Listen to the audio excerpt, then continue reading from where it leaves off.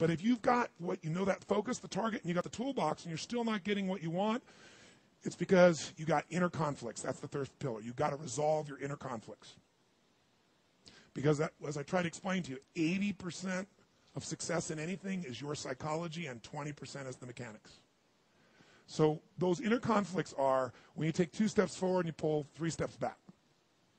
Right? When you say, boy, I'm totally committed to this, but you don't follow through. This is my expertise, the why guy part. Why? Why do you keep saying you want this? You have crystal clarity and you have the tools and you're still not getting it. There's a conflict in you. You want to be totally successful, but you're afraid at some level that if you are totally successful, you will not be loved. You'll be rejected. You want to be in a position where you have total free time and you want to build a billion-dollar enterprise. These are conflicts.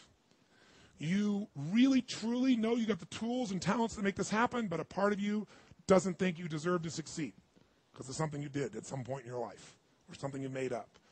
Or you think making money or being successful economically is not spiritual. And you're committed to being spiritual, and yet the other part of you, it's the inner conflicts between fighting parts. So what do we do in this third pillar? Think of it as a vault we got to unlock. Think of it as unlock and unleash. That's the third pillar.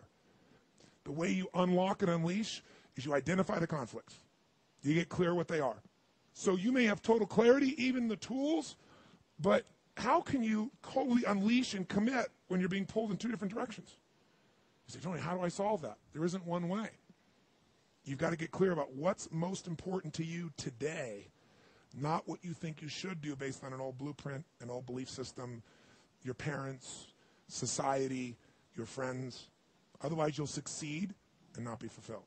So once you identify the conflicts, now what you got to do is align. Align your life with what you really value.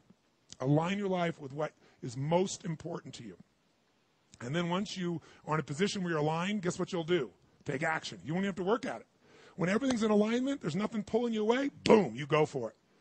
But when you say, I want a relationship, but at the same time, simultaneously, I want to be in a position where, I never have to, I only get what I want every moment, or I never have to commit to anything, then obviously you're never going to get there. That inner conflict must be resolved.